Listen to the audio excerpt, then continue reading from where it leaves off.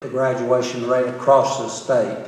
How many schools made AYP? How many schools made, high schools made AYP? You will see that we compare favorably. You would also have new lines drawn for board seats on a new board.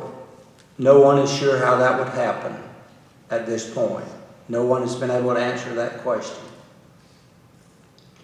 I was asked the question today, and had been asked before, what is going to happen to your building program?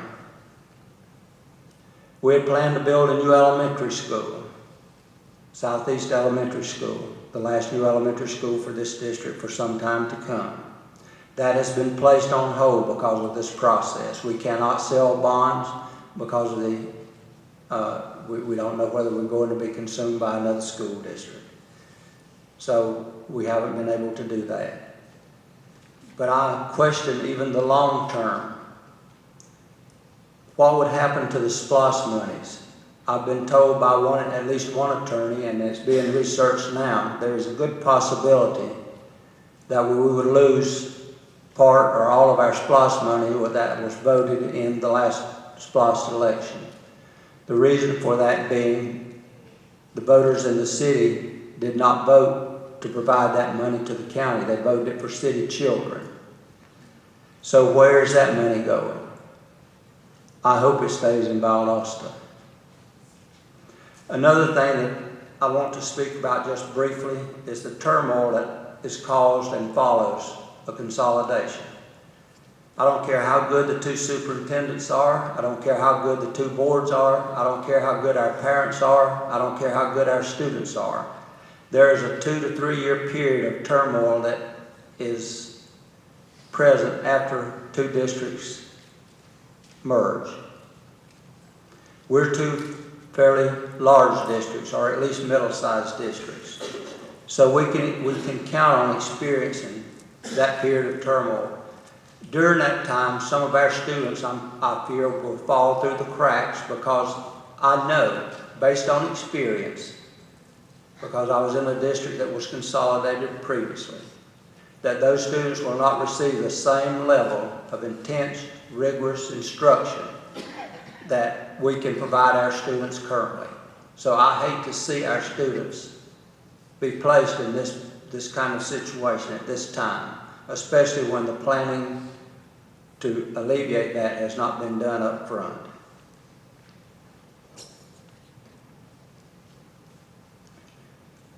I go back to something I talked about earlier. I have such a strong feeling that both the city and the county should have had a voice in this effort. Because Huey chose the 1926 law to do the consolidation effort, Lowndes County has been eliminated from any voting rights in this situation. I strongly, strongly do not like the fact that they did not have the right to vote. There are some hidden costs that nobody's talked about that I want to discuss just briefly.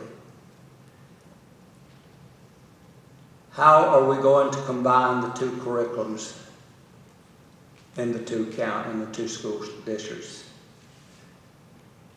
When one district, a good example, we just adopted a textbook, a social studies textbook. I think that cost us somewhere in the neighborhood of $840,000. Lowndes adopted a textbook, social studies, different textbooks. So when we consolidate it, we're going to have one group of schools using one textbook, another group of schools using another textbook. We haven't considered those costs, so you're going to have to spend at least half of that money to make those two school districts equal as far as students are concerned and the materials they're using. Another good example, and I only use two today. There are many, many of these. That being our technology. We are on a different platform with our student information system and with our financial software. It would cost millions of dollars to bring the two districts together to make those two work together. So that goes on and on. Both boards, the Lowndes County Board and the Valdosta City Board have voted and are not in favor of consolidation at this time. Neither school districts, when you talk to the staff and the administration of each school district, they do not want consolidation at this time. Once again, because the planning has not been done and for other reasons as well. And I will close by simply saying, in my humble opinion, we take darn good care of our students. We do a fantastic job of educating them. We love our children. We check on them every day. Fantastic staff, good board. So this is the wrong time to do this. Thank you.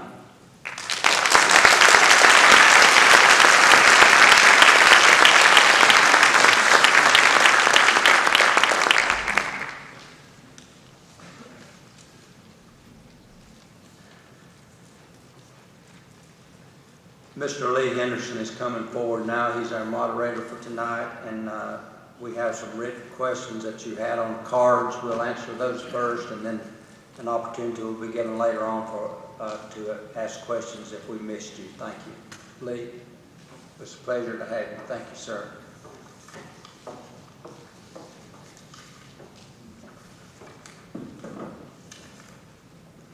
Good evening.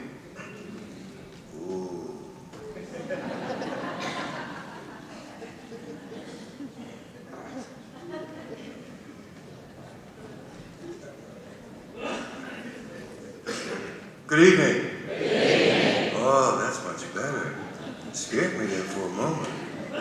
My name is Lee Henderson, and it is my honor to serve you this evening. And before we any further go, I think we should applaud this effort put forth by the officials with the city school system and staff to provide clarity, to disseminate information, and to make clear what their positions are. Let's give them a hand.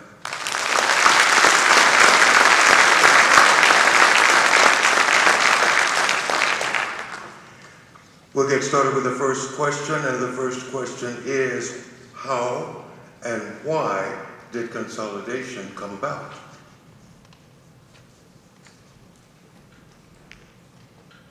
To be quite honest, I'll try and answer this question. I'm not sure how this effort got started originally. I've heard numerous stories. The most accurate one seems to be that it was a Chamber of Commerce issue. The QE committee was formed out of that effort through the Chamber, and I believe that that is the way it got started.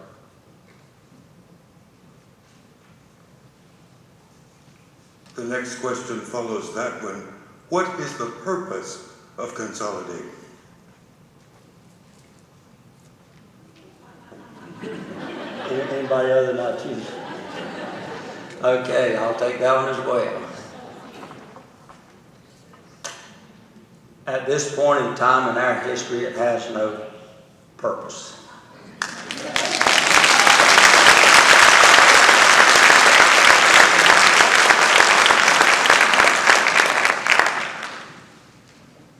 Is the Valdosta City School System using taxpayer dollars to fund the opposition? I'll answer that one as well. I don't know of a single issue where we've used any taxpayer dollars to fund anything that has to do with this consolidation effort. First of all, we in the Valdosta City School District believe in abiding by the laws that guide us. We're not allowed to spend money on the consolidation issue. Now we have, and I'm not, maybe this is what they're talking about with that question, we have allowed QE to use some of our school buildings to do some of the things that they ask us to do. If that's what they're talking about, QE has used our buildings. We've been generous. My board wanted me to be generous and allow this to happen, and we did, and they've used our buildings for some of their efforts. I have attended most of those meetings, and I've learned some things from them that would help us to grow as a school district. So perhaps that was valuable for us, but that's the only thing that I could possibly think of that might be the case. If the Valdosta superintendent and board members are not in favor of consolidation, why was that group so slow in expressing their opinion? Seemingly, the meeting should have been held months ago.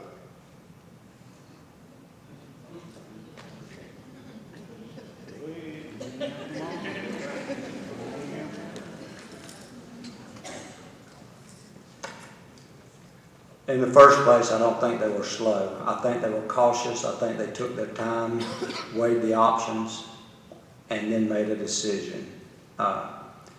It's easy to say that they were slow, but I can assure you that was not the case because I was with them when they talked about it.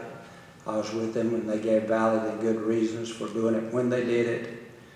So therefore, I don't, in no way do I feel that they were slow or did not fulfill their responsibility in that area.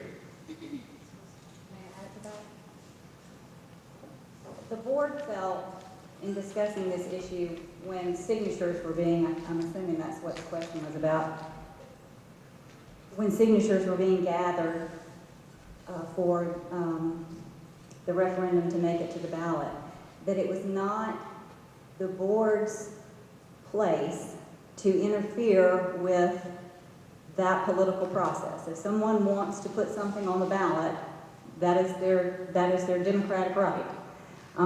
Now, once an issue is on the ballot, if we disagree with the issue, certainly we are going to then speak out, whether or not we are opposed or for.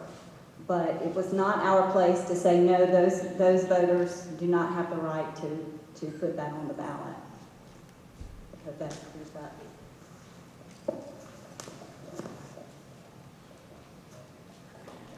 The next question is, the Valdosta City School System has been chosen as a race to the top school. What would happen if consolidation is in fact voted in?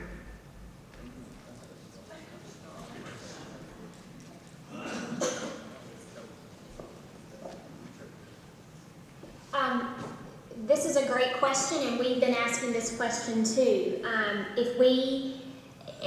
Unfortunately, we're not sure, because if we are receiving Race to the Top dollars in order to implement initiatives that other 25 school districts across the state are implementing, and we have grave concerns about the possibility if consolidation does take place, we're not sure about the status of those dollars and those opportunities for us to be involved in the ambitious school improvement initiatives that we're currently involved in with Race to the Top. So this is an area of concern for us as a district.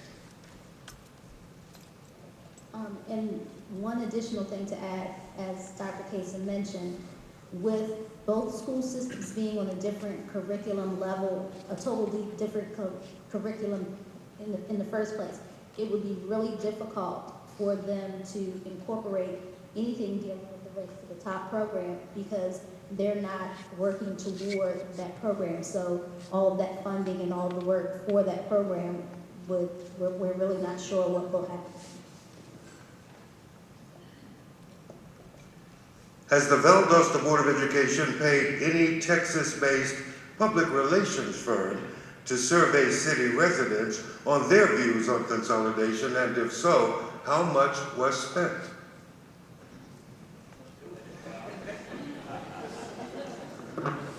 I can answer that question. I'm not only superintendent, but I'm also called tightwad superintendent. And I can assure you that we haven't spent any money outside of Valdosta in the state of Georgia. Thank you.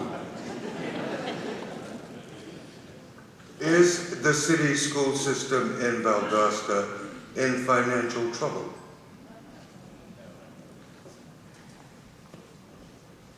That answer would be no. I think during the tough economic times that we faced in our state, I think a lot of boards of education have had to make difficult financial decisions, and that includes our board here tonight. But I can assure you, and our teachers know this to be the fact, that we are not experiencing any furlough days like other school systems, and the Valdosta City School System is very financially sound.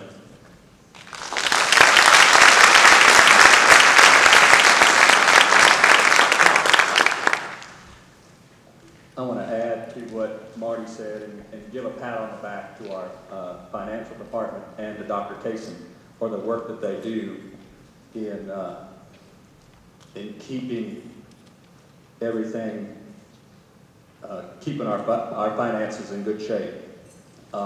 It's with their leadership that we're able to say that we're in good financial shape. And I was only going to add that we've done this in the face of $25 million cuts over the past few years from the state level.